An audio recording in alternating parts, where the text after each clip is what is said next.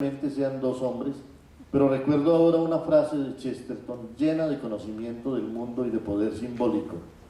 Dicen que uno y uno son dos, decía Chesterton, pero el que ha conocido el amor y el que ha conocido la amistad sabe que uno y uno no son dos, sabe que uno y uno son 1000 veces uno. Cuando tenemos dos seres humanos juntos, tenemos la posibilidad de que se enfrenten y se neutralicen, tenemos la posibilidad de que se alíen, tenemos la posibilidad de que cada uno de ellos transforme al otro, tenemos incluso la posibilidad de que se multiplique. Para este fin no nos sirven las simples verdades de la aritmética ni las comunes verdades de la estadística. A veces la educación no está hecha para que colaboremos con los otros, sino para que siempre compitamos con ellos, y nadie ignora que hay en el modelo educativo una suerte de lógica del derby, a la que solo le interesa quién llegó primero, quién lo hizo mejor, y casi nos obliga a sentir orgullo de haber dejado atrás a los demás. Cuando yo iba al colegio se nos formaba en el propósito de ser los mejores del curso. Yo casi nunca lo conseguí, y tal vez hoy me sentiría avergonzado de haber hecho sentir mal a mis compañeros, ya que por cada alumno que es el primero, varias decenas quedan relegados a cierta condición de inferioridad. ¿Sí será la lógica deportiva del primer lugar la más conveniente en términos sociales? Lo pregunto sobre todo porque no toda formación tiene que buscar individuos superiores. Hay por lo menos un costado de la educación cuyo énfasis debería ser la convivencia y la solidaridad antes que la rivalidad y la competencia. Pero esto nos lleva a lo que he empezado a considerar más importante. Yo no dudo que todos aspiramos, si no a ser los mejores, por lo menos a ser excelentes en nuestros respectivos oficios. A eso se lo llama en la jerga moderna ser competentes, con lo cual ya se introduce el criterio de rivalidad como el más importante en el proceso de formación. La lógica darwiniana se ha apoderado del mundo. Se supone que así como ese diminuto espermatozoide que fuimos se fue abriendo camino entre 1.000.000 para ser el único que lograra fecundar aquel óvulo, debemos avanzar por la vida siendo siempre el privilegiado ganador de todas las carreras. Y en este momento advierto que hasta la palabra carrera, para aludir a las disciplinas escolares, parece postular esa competencia incesante. No digo que esté mal, a lo mejor los seres humanos solo avanzamos a través de la rivalidad, pero estoy seguro, viendo sobre todo la pésima pedagogía de las sociedades excluyentes, que la fórmula de que uno triunfe al precio de que los demás fracasen puede ser muy reconfortante para los triunfadores, pero suele ser muy deprimente para todos los demás. No estoy muy seguro de que no sea un semillero de resentimientos. No estaremos excesivamente contagiados de esa lógica norteamericana que considera que los seres humanos nos dividimos solo en ganadores y perdedores. Hasta en el arte, reino por excelencia de lo cualitativo sobre lo cuantitativo, suele aceptarse ahora esa superstición del primer lugar, del número uno, del triunfador, y nada lo estimula tanto como los concursos y los premios. Recuerdo una anécdota de Jorge Luis Borges. Alguna vez le preguntaron cuál era el mejor poeta de Francia. Verlaine, contestó. Pero ¿y Baudelaire? Le dijeron.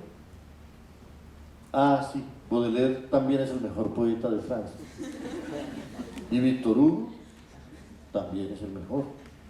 Y Ronsard añadió, por supuesto que Ronsard es el mejor poeta de Francia, porque solo uno tiene que ser el mejor. Por otra parte, hay una separación demasiado marcada entre los medios y los fines, entre el aprendizaje y la práctica, entre los procesos y los resultados. Pero aprender debería ser algo en sí mismo, no apenas un camino para llegar a otra cosa. 10 años de estudio no se pueden justificar por un cartón de grado, deberían valer por sí mismos, darnos no solo el orgullo de ser mejores, sino la felicidad de una época de nuestra vida. Así como a medida que dejemos de vivir para el cielo, aprenderemos a hacer nuestra morada en la tierra, a medida que dejemos de estudiar para el grado, aprenderemos que la rama del conocimiento y del oficio que escojamos debe ser nuestro goce en la tierra.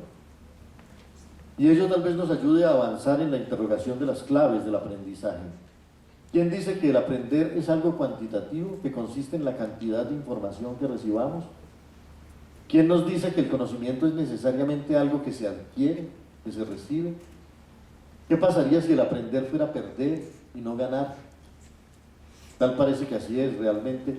Si pensamos en las enseñanzas de Platón, para quien aprender de verdad no es tanto recibir una carga de saber nuevo, sino renunciar o poner en duda un saber previo posiblemente falso. Platón decía que la ignorancia no es un vacío, sino una llenura. El que no sabe es el que más cree saber. Cuando en un momento de nuestro aprendizaje alguien nos pregunta, por ejemplo, ¿por qué las cosas caen hacia el suelo?, es frecuente que respondamos, porque es lógico, porque tiene que ser así.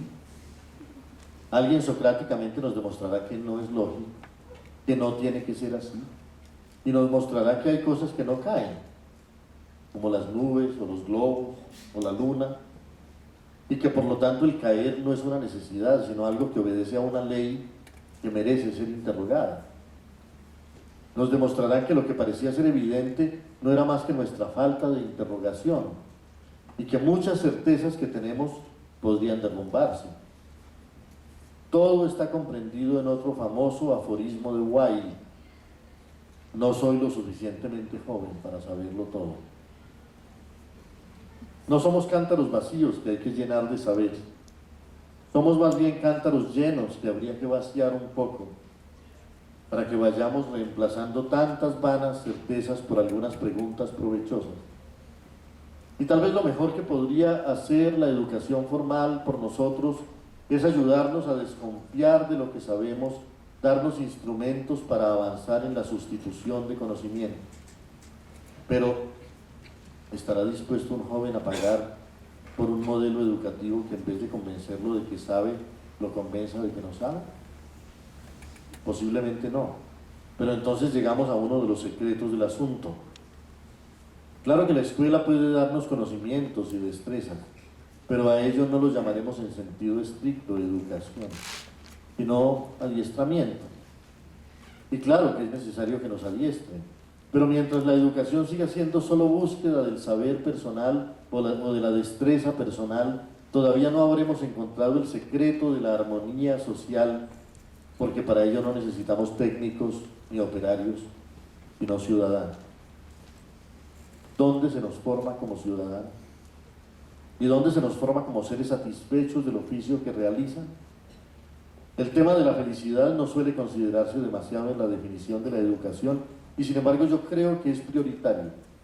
Creo que necesitamos profesionales, si no felices, por lo menos altamente satisfechos de la profesión que han escogido, del oficio que cumplen, y para ello es necesario que la educación no nos dé solamente un recurso para el trabajo, una fuente de ingresos, sino un ejercicio que permita la valoración de nosotros mismos. Pienso en la felicidad que suele dar a quienes las practican, las artes de los músicos, de los actores, de los pintores, de los escritores, de los inventores, de los jardineros, de los decoradores, de los cocineros y de incontables apasionados maestros, y lo comparo con la tristeza que suele acompañar a cierto tipo de trabajos en los que ningún operario siente que se esté engrandeciendo humanamente al realizar. Nuestra época, que convierte a los obreros en apéndices de los grandes mecanismos, en seres cuya individualidad no cuenta a la hora de ejercitar sus destrezas, es especialmente cruel con millones de seres humanos. No se trata de escoger profesiones rentables, sino de volver rentable cualquier profesión precisamente por el hecho de que se la ejerce con pasión, con imaginación, con placer y con recursividad. Podemos aspirar a que no haya oficios que nos hundan en la pesadumbre física y en la neurosis. La creencia de que el conocimiento no es algo que se crea, sino que se recibe, hace que olvidemos interrogar el mundo a partir de lo que somos y fundar nuestras expectativas en nuestras propias necesidades. Algunos maestros lograron, por ejemplo, la proeza de hacerme pensar que no me interesaba la física. solo porque me transmitieron la idea de la física como un conjunto de fórmulas abstractas y problemas herméticos que no tenían nada que ver con mi propia vida. Ninguno de ellos logró establecer conmigo una suficiente relación de cordialidad para ayudarme a entender que centenares de preguntas que yo me hacía desde niño sobre la vista, sobre el esfuerzo, sobre el movimiento y sobre la magia del espacio, tenían en la física su espacio y su tiempo. Es más, nadie supo ayudarme a ver que buena parte de las angustias, los miedos y las obsesiones que gobernaron el final de mi adolescencia eran lujosas puertas de entrada a algunos de los temas más importantes de la psicología, de la filosofía y de la metafísica. Si uno sale del colegio para entrar en la ciudad, en el campo o en la noche estrellada, eso equivale a decir que uno a menudo sale de las aulas para entrar en la sociología, en la botánica o en la astronomía. Solemos separar en realidades distintas la habitación, el estudio, el trabajo y la recreación. De modo que la casa, la escuela, el taller y el área de juegos son lugares donde cumplimos actividades distintas. Para Samuel Johnson la casa era la escuela. Para William Blake y para Picasso una casa era un taller o no era nada.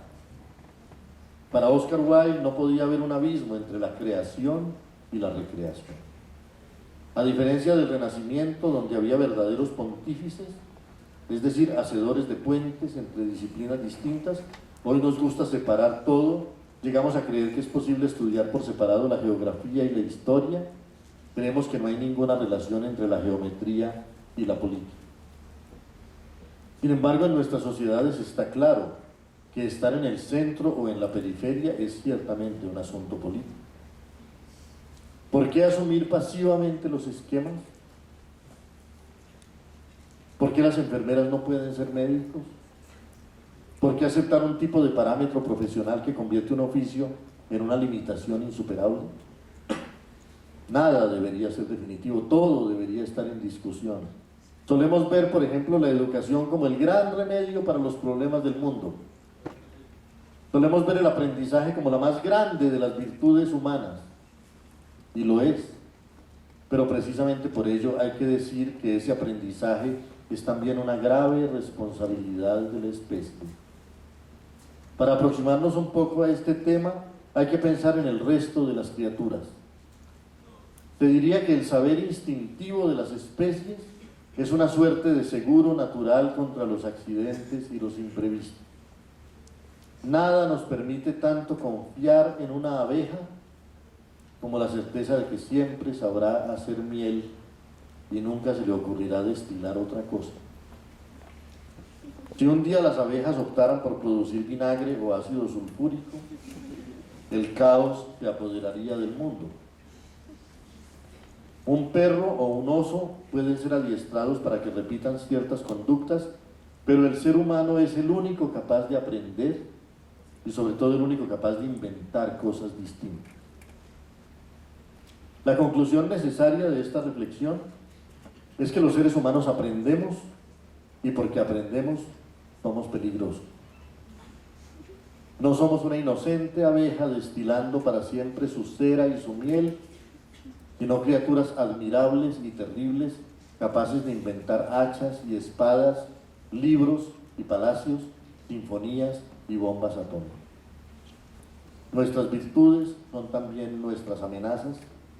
El privilegio de pensar, el privilegio de inventar y el privilegio de aprender comportan también aterradoras responsabilidades, y un filósofo se atrevió ya a decirle a la humanidad algo que no esperaba oír: perecerás por tus virtudes. Cada vez que nos preguntamos qué educación queremos, lo que nos estamos preguntando es qué tipo de mundo queremos fortalecer y perpetuar. Llamamos educación a la manera como transmitimos a las siguientes generaciones el modelo de vida que hemos asumido.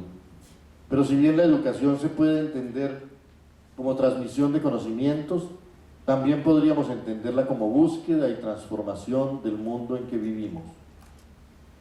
A veces, mirando la trama del presente, la pobreza en que persiste media humanidad, la violencia que amenaza a la otra media, la corrupción, la degradación del medio ambiente, tenemos la tendencia a pensar que la educación ha fracasado.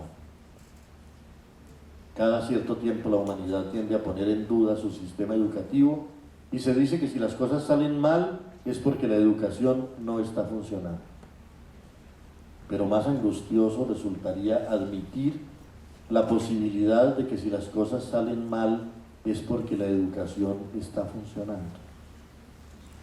Tenemos un mundo ambicioso, competitivo, amante de los lujos, derrochador, donde la industria mira a la naturaleza como una mera bodega de recursos, donde el comercio mira al ser humano como un mero consumidor, donde la ciencia a veces olvida que tiene deberes morales, donde a todo se presta una atención presurosa y superficial, y lo que hay que preguntarse es si la educación está criticando o está fortaleciendo ese modelo. ¿Cómo superar una época en que la educación corre el riesgo de ser solo un negocio, donde la excelencia de la educación está concebida para perpetuar la desigualdad, donde la formación tiene un fin puramente laboral y además no lo cumple, donde los que estudian no necesariamente terminan siendo los más capaces de sobrevivir?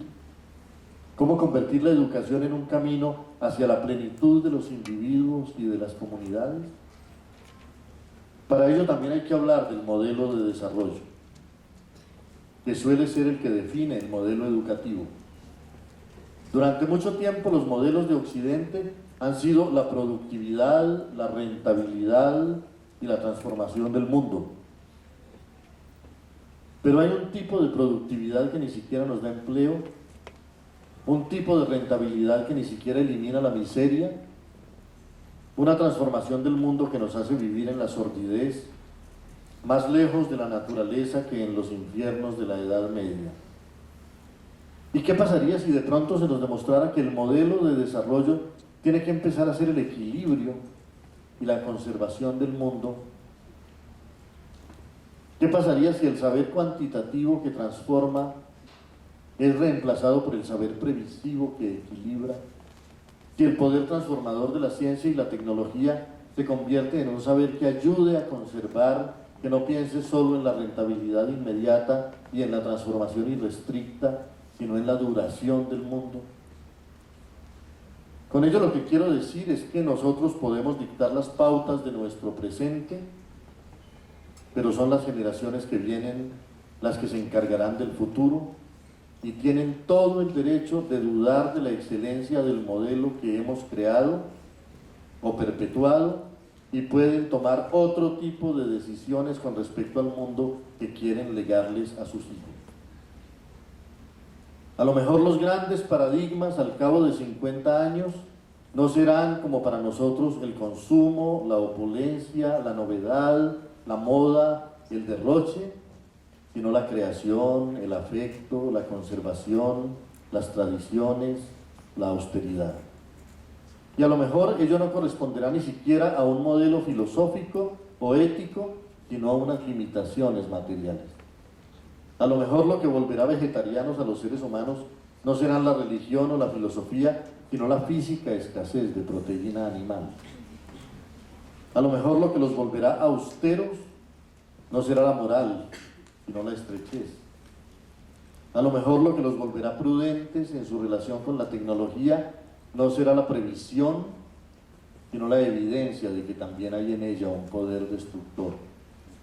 A lo mejor lo que hará que aprendan a mirar con reverencia los tesoros naturales no será la reflexión, sino el miedo, la inminencia del desastre o lo que es aún más grave, el recuerdo del desastre. Muchas gracias.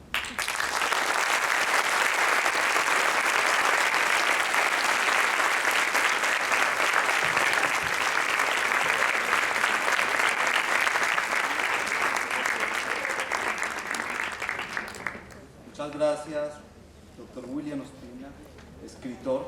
Muchas gracias a